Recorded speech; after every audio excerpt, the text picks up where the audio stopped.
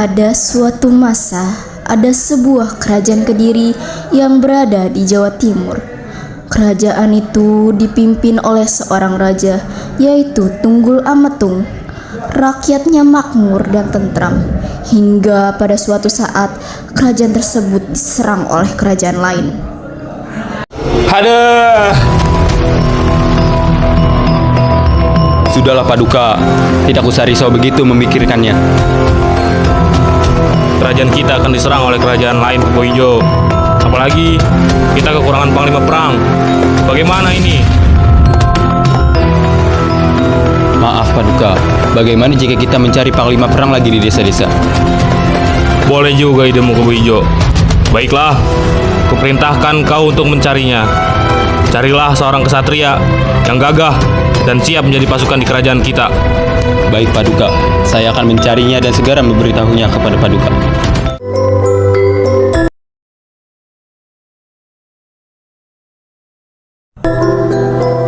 Kebo Ijo pun bergegas untuk mencari panglima perang baru. Sampai pada suatu saat ia bertemu dengan Ken Arok. Terlihat tubuh Ken Arok yang gagah sedang berlatih bela diri di pekarangan. Kebo Ijo merasa bahwa Kau, ialah siapa orang. namamu? Saya Ken Arok. Siapa kau dan apa yang kau cari di sini? Aku Kebijo, panglima perang kerajaan Kediri. Aku diperintahkan oleh Paduka untuk mencarimu dan aku ingin kau ikut perang membela kerajaan. Baiklah, aku bersedia membantu. Tapi biarkan aku bertanya kepada istriku dan anakku terlebih dahulu. Baiklah, setelah kau mendapat izin, besok aku akan menjemputmu untuk ikut ke istana. Segeralah berkemas, kami sangat membutuhkanmu sebagai pasukan kami. Baiklah, rumahku berada di seberang desa. Kau bisa bertanya kepada warga sekitar, mereka mengenalku. Sesampainya di rumah, Ken Arok pun disambut bahagia oleh anak dan juga istrinya. Dan tak lupa juga Ken Arok hendak minta izin kepada istri dan anaknya agar bisa ikut berperang di kerajaan. Istriku, aku pulang. Suamiku sudah pulang. Bagaimana tadi latihanmu? Latihanku sudah semakin maksimal istriku. Aku hanya ingin memberitahu aku mendapat tugas dari kerajaan Kediri untuk membantu perang. Kebo Ijo yang menyampaikan langsung kepadaku. Bolehkah jika aku ikut pergi membantu mereka istriku? Berat aku melepasmu. Aku takut kehilanganmu suamiku. Jika kau tak kembali, bagaimana denganku dan anakmu? Iya ayah, bagaimana jika ayah tidak kembali? Tenanglah, aku hanya membantu mereka berperang, bukan pergi ke alam baka selamanya. Ayah pasti kembali toh Jaya. Bagaimana jika aku dan ibu menemani ayah? Aku juga ingin lihat. Ada-ada aja kamu toh Jaya. Ayah kan ingin pergi berperang bukan ke taman wisata. Mungkin dia ada benarnya suamiku. Tidak bisakah kami ikut menemanimu berperang? Kami sangat mengkhawatirkanmu. Ken Arok hanya terdiam. Ia juga sangat berat meninggalkan keluarganya. Tetapi ia tidak bisa meninggalkan perang itu dan ingkar janji kepada kerajaan Kediri. Sementara itu di kerajaan Kediri, Keesokan harinya, Kebo Ijo menjemput Ken Arok dengan keluarganya. Setibanya di kerajaan, mereka disambut ramah oleh keluarga kerajaan. Baginda, ini dari keluarga Ken Arok. Selamat datang di kerajaanku. Terima kasih Paduka atas kepercayaan yang telah Paduka berikan kepada saya.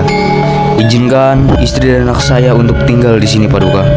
Tentu saja Ken Arok, kau dan keluargamu sudah menjadi bagian dari kami. Mari ikut bersama saya, akan saya antar ke kamar tuan. pada hari itulah Ken Arok bertemu dengan Ken Dedes untuk pertama kalinya.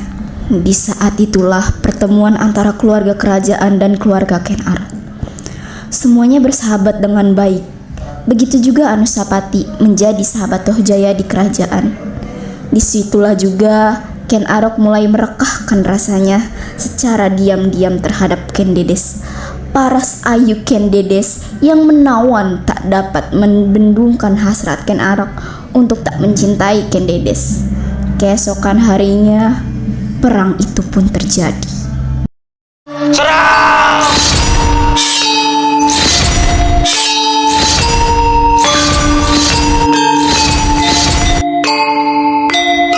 Terima kasih Ken Arok.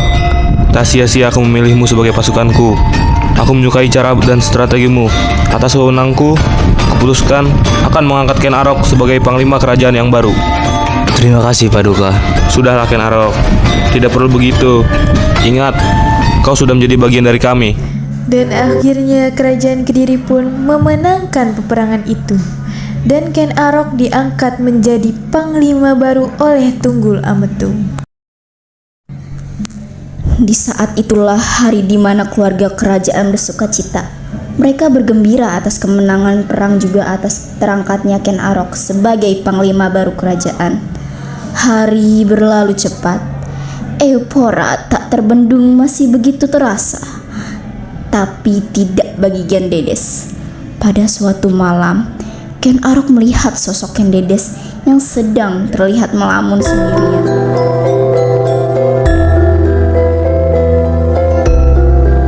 Tuan Putri, malam-malam melamun sendirian aja. Ken Arok, kamu mengagetkanku saja. Malam ini akunya tidak bisa tidur, Ken Arok. Pasti lagi mikirin saya ya? Tidaklah, aku tidak ada waktu untuk memikirkanmu. Tiba-tiba Toh Jaya dan Anusapati datang Ayah, dengan muka ayah sedang curiga apa? sekaligus Iya, penasaran. ibu juga ngapain di sini? Anakku, tadi ibu tidak sengaja bertemu dengan Ken Arok. Dora Putri kenapa tidak tidur? Aku tidak bisa tidur, Toh Jaya. Lalu aku bertemu dengan Ken Arok di sini. Iya anak-anak, kami tidak sengaja bertemu dan tidak berbuat apa-apa di sini.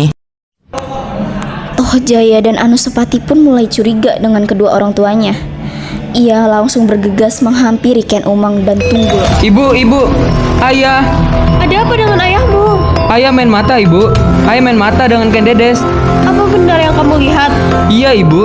Tadi aku dan Anusapati melihat ayah berduaan dengan Ken Dedes. Sedangkan di sisi lain, Anusapati memberitahu ayahnya.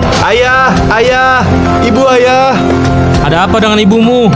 Ibu berduaan dengan Ken Arok ayah. Mungkin ibumu punya kepentingan pribadi, nak. Jangan berburuk sangka dulu.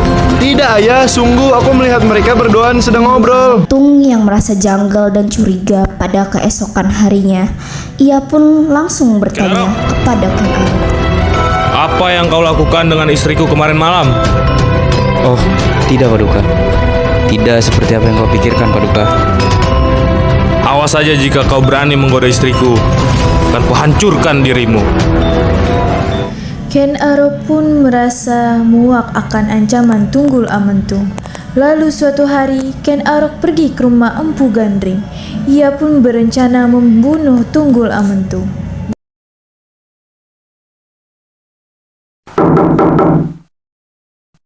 Apa yang membuatmu datang kemari? Aku butuh keris, Empu Gandring.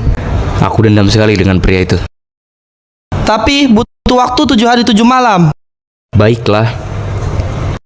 Eits, gak gratisan loh. Wani piro? Sembako dan 1 ekor kambing belang perawan dah. Oke, laksanakan. Setelah 7 hari berlalu, Ken Arok sudah tidak sabar lagi untuk mengambil keris untuk membunuh Tunggul Ametung. Toh Jaya, Iya, ayah. ayah keluar sebentar ya. Penting sekali nih. Jika ibu mencari ayah, bagaimana? Katakan saja pada ibumu, ayah ingin mencari obat. Baiklah, ayah. Ken Arok pun meminta izin kepada Tunggul Ametung.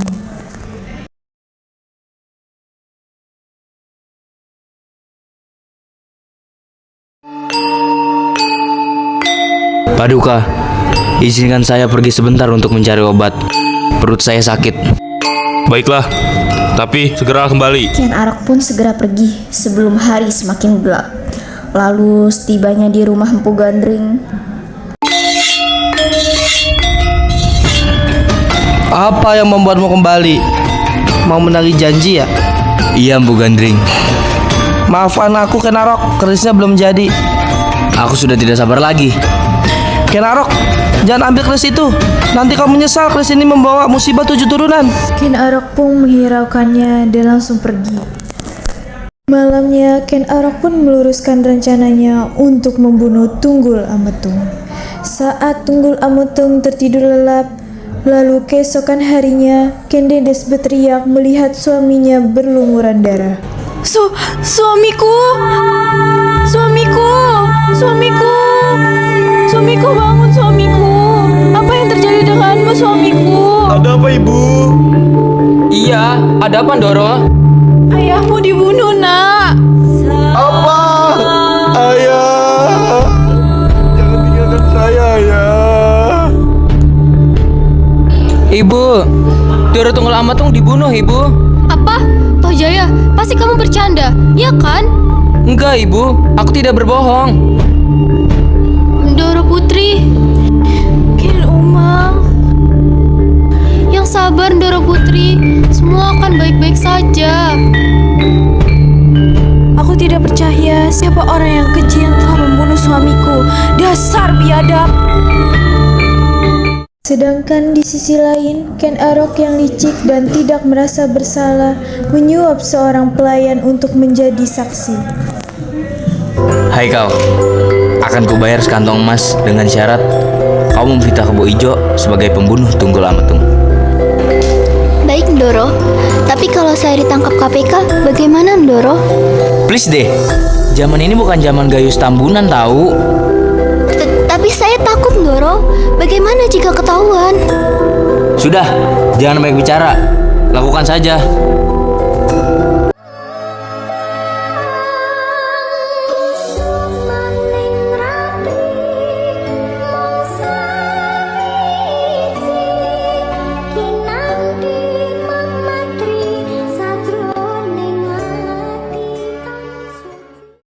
Jadi, kau yang membunuh suamiku, betulkah itu?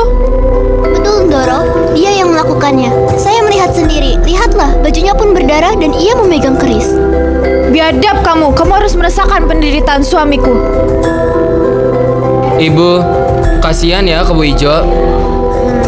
Betul, Nak. Tapi biarkanlah. Dia memang bersalah dan dia pantas mendapatkannya. Baik, Ibu. Tapi Anusapati masih terpukul, Bu. Kak B, bakal api-api wae. Baiklah, Ibu. Akhirnya Kebo Ijo pun dibunuh karena Ken Dedes mempercayai pelayan tersebut. Malamnya, Ken Dedes sedang menangis di tepi kasur kamarnya. Suamiku, mengapa kau meninggalkanku seperti ini? Ken Dedes, yang sabar ya. Tak disengaja Ken Umang, Tojaya, dan Anusapati berjalan dan melihat Ken Arok memeluk Ken Dedes. Apa-apaan suamiku? Ternyata benar perkataan Toh Jaya tentang dirimu. Iya, ayah jahat. Ayah menyakiti perasaan Ibu. Ken Umang, ini tidak seperti yang kau pikirkan. Sudahlah, suamiku sudah jambu. Janjimu busuk. Ibu, aku tidak menyangka Ibu berbuat seperti ini. Kuburannya belum kering, Ibu. Sebaiknya kalian menikah. Akhirnya, Ken Arok dan Ken Dedes menikah. Izinkan kupinang kau dengan bismillah. Matur nuwun, kulang Ken Dedes saking kerajaan Kediri. Kanthi ikhlas, tanpa wedari, katresnane Mas Arok marang aku. Muga-muga kabeh rencana bisa ditindak ke tanpa halangan. Saya nikahkan Ken Dedes dengan Ken Arok dengan mahar sepasang kambing, 1 kilo beras, dan 1 kilo minyak. Saya terima nikahnya Ken Dedes dengan mahar tersebut.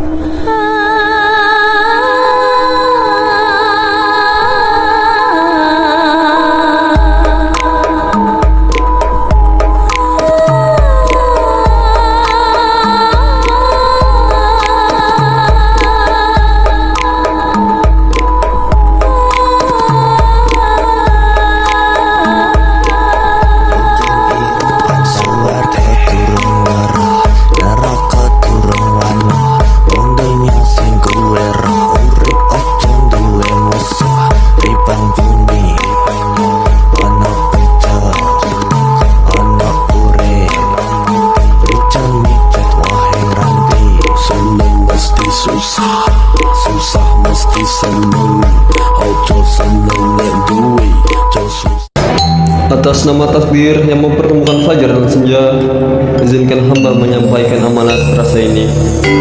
Pesan Ken Arok untuk Ken Dedes. Dedes, engkau adalah cahaya naraswariku.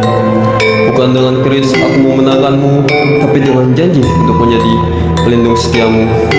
Di tanganmu, aku titipkan seluruh pengabdianku. Pesan Ken Dedes untuk Ken Arok. Kanda Arok, ku terima keberanianmu sebagai rumah bagi jiwaku. Ibu yang sabar ya, Bu. Iya, Nak. Ibu, maafin ibu saya ya telah membuat hati ibu terluka. Semua telah terkubur bahagia. Namun, lambat laun Anusapati mendengar kabar apabila Ken Arok telah membunuh ayahnya. Apa benar Ken Arok membunuh ayahku? Tapi atas dasar apa? Saudaraku, ada apa dengan dirimu? Kau tidak terasa dan gelisah. Tidak apa-apa. Anusapati pun mencari informasi tentang hal tersebut, dan ternyata Ken Arok lah yang membunuh ayahnya. Tojaya yang tidak mengetahui apapun masih bersikap manis dengan Anusapati. Anusapati pun meluruskan rencana jahatnya. Anusapati ingin membunuh Ken Arok dengan keris yang digunakan Ken Arok untuk membentuk Tunggul Ametung. Keesokan harinya, Ken Dedes terkejut melihat Ken Arok berlumuran darah. Tolong! Tolong! Ada apa? Suamiku? Apa yang terjadi dengannya, Ken Dedes? Dia dibunuh Ken Umang. Ayah tidak boleh pergi. Yang sabar ya saudaraku Tojaya. Tojaya pun tidak pernah berpikir Anusapati yang membunuh ayahnya. Sampai pada suatu saat, ada seorang pelayan yang memberitahu Tojaya tentang kematian ayahnya. Tojaya pun langsung marah dan menghampiri Anusapati dengan membawa keris ayah. Tuan, saya ingin menyampaikan sesuatu. Apa itu? Sesuatu? Raden Anusapati yang membunuh ayah Tuan. Oh, tidak bisa. Ngapusi mesti. Sama sekali tidak, Tuan. Anusapati, Ada apa saudaraku? kurang ajar kamu. Kamu membunuh ayahku. Hello, salah siapa ayahmu duluan yang membunuh ayahku? Benar itu, Tuan. Ken Aroklah yang membunuh Tunggul Ametung. Ora iso, kamu harus mati. Alamak, darahnya banyak sekali. Akhirnya Tojaya menjadi Raja Singosari. Namun Tojaya pun ikut meninggal dibunuh oleh keturunan dari Anusapati. Akhirnya baik Tojaya maupun Anusapati tidak menjadi Raja Singosari.